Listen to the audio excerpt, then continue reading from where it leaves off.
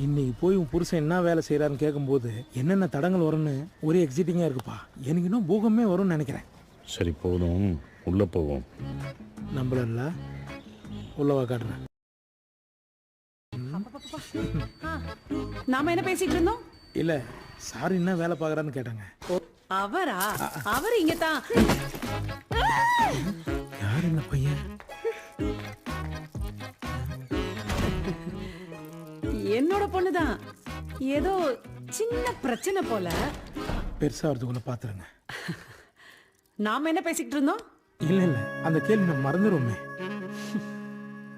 என் husband என்ன பண்றாருன்னு தானே கேட்டீங்க. அவரு இங்கதான்.